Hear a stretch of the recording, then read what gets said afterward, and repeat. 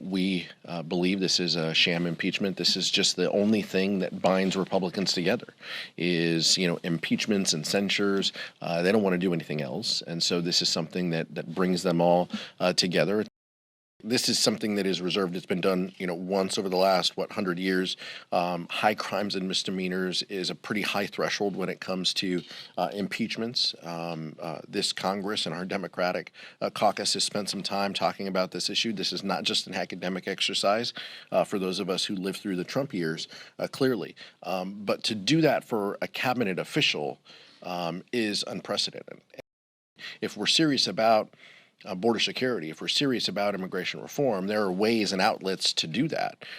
We should talk about what we stand for, what we believe, what will meaningfully help and improve the border.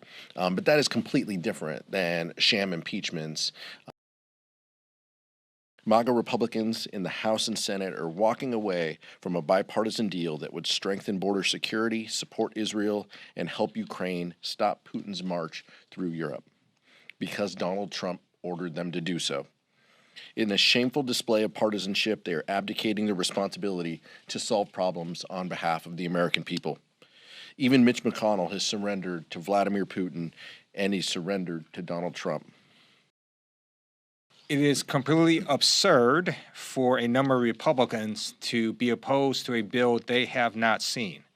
How can you oppose something that you don't even know what is in the text? And what that tells me is they are not interested in governing. They're not interested in finding solutions. It is a chaotic, dysfunctional, extreme governing majority, and the American people are going to see that.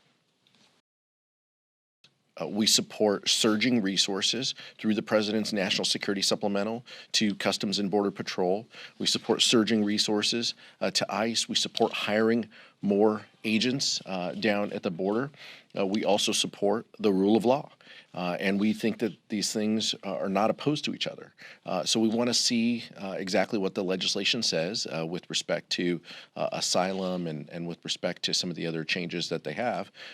We take the president and his team at their word when it comes to parole authority. We think it can help, and we think that the president should have this parole authority.